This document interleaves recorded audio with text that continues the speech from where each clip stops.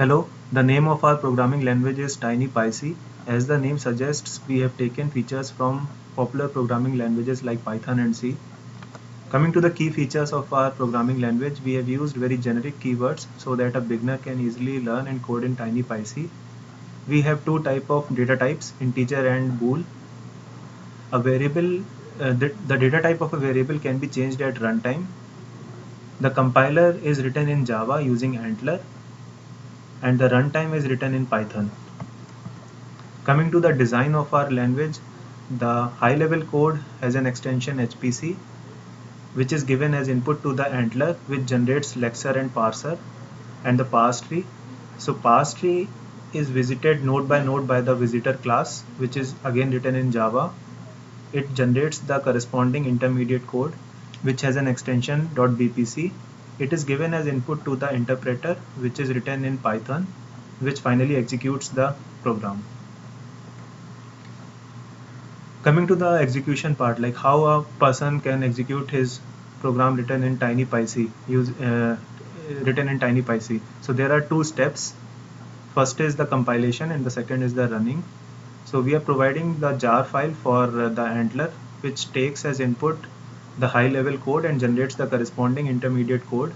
So this intermediate code is given as input to the interpreter, which executes the program. So these are the commands which a user has to use for executing the program. Coming to the keywords, as I told, we have very generic keywords in our language. We have keywords like condition, else condition, we have display, loop, etc. So now going to the grammar part. So this is how the grammar looks for TinyPyC. So a program should start with start program keyword and end with end pro keyword. We have functionality for statements and functions. A statement can be a conditional statement or a looping statement or a print or input statement. Apart from that, we have functionality for all the relational and arithmetic operators. And as I told you, we have support for two type of data types, that is integer and boolean. Coming to the compiler part, once the parse tree is generated by the Antler, we are visiting the nodes of the parse tree using the visitor class. So this is the code for the visitor class.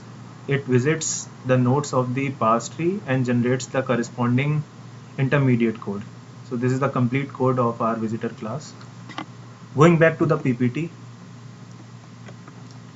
So this is how the parse tree looks for a simple program which is printing all the numbers from 1 to 10.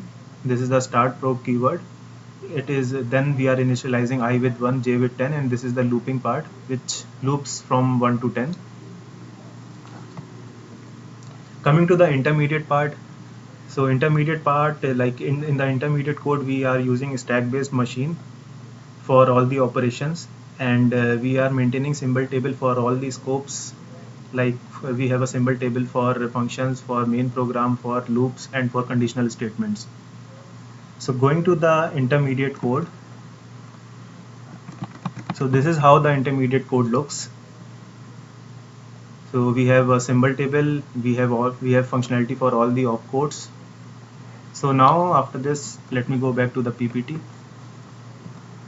So let me run a small simple program written in TinyPyC. So first let me show you how the structure looks. So this is a jar file for the compiler, and this is the Python file for the interpreter.